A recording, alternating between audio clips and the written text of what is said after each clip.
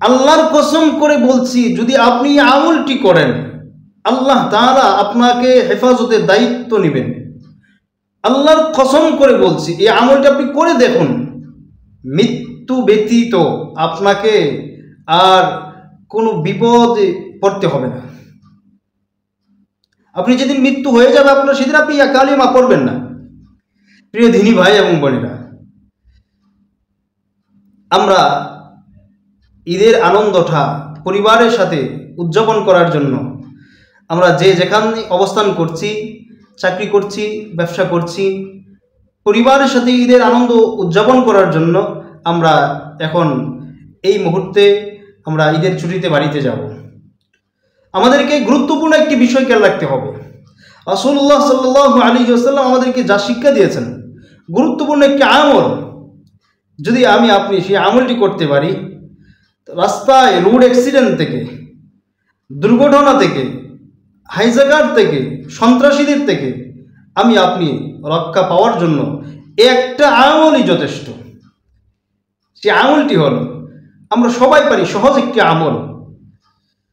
রাসূলুল্লাহ সাল্লাল্লাহু আলাইহি ওয়াসাল্লামের সাহাবী হযরত আনাস ইবনে মালিক রাদিয়াল্লাহু তাআলা আনহু বর্ণনা, তিনি বলেন রাসূলুল্লাহ সাল্লাল্লাহু আলাইহি ওয়াসাল্লাম বলেছেন, ইদা খরাজা রাজুলু মিন বাইতিহি ফাকালা বিসমিল্লাহি তাওয়াক্কালতু আলাল্লাহ, যে ব্যক্তি ঘর থেকে বের হয়ে বলবে বিসমিল্লাহি তাওয়াক্কালতু আলাল্লাহ লা হাওলা ওয়ালা কুওয়াতা ইল্লা বিল্লাহ, ক্বালা, তাকে বলা হবে ইকালু হিনা ইদিন হুদিতা, তুমি হেদায়েত প্রাপ্ত হয়ে গেছো, সুবহানাল্লাহ, অকুফিতা, তোমাকে রক্ষা করা হয়েছে, তুমি রক্ষা পেয়ে গেছো, অউকিতা, তুমি নিরাপত্তা লাভ করেছো, সুবহানাল্লাহ, তোমাকে নিরাপত্তা দেওয়া হয়েছে। সুতরাং প্রিয় দিনী ভাই এবং বোনেরা, আমরা এই আমলটি করব। এই আমলটি করলে তিনটা ফায়দা আমাদেরকে হেদায়েত প্রাপ্ত করা হবে, আমরা রক্ষা পেয়ে যাব, আমরা শয়তান থেকে, শয়তানের ওয়াসওয়াসা থেকে এবং সকল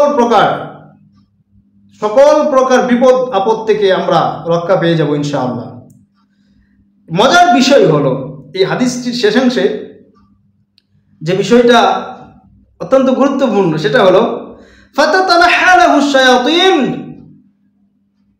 শয়তান তার থেকে দূর হয়ে যায়, সুবহানাল্লাহ। যদি এই আমলটি কেউ করে তাহলে শয়তান তার থেকে দূর হয়ে যায়। এবং ফায়াকুলু লাহু শাইতানুন, এক শয়তান আখরু কাইফা লাকা, আরেক শয়তানকে বলে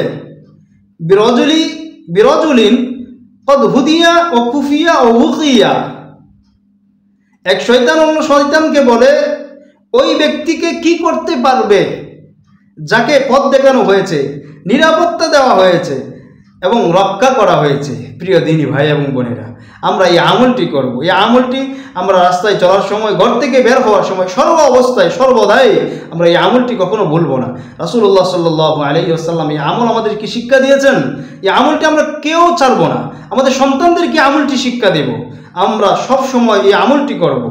আমরা বিশেষ করে আমরা ঈদ উদযাপন করার জন্য যখন আমরা বাড়িতে যাব, রাস্তায় আমরা গাড়িতে বসে আমরা অশ্লীল সিনেমা, গান বাজনা না দেখে আমরা এই আমলটি করব, ইস্তিগফারের সাথে আমল করব, ইস্তিগফার করতে থাকবো। আল্লাহ তাআলা আপনাকে রক্ষা করার দায়িত্ব নিয়েছেন, আল্লাহ আপনাকে রক্ষা করবে ইনশাআল্লাহ। আপনি আমলটি করুন। আসুন আমরা সবাই এই আমলটি করি। আল্লাহ তাআলা আমাদের সকলকে আমল করার তৌফিক দান করুন। সকল বলে আমিন।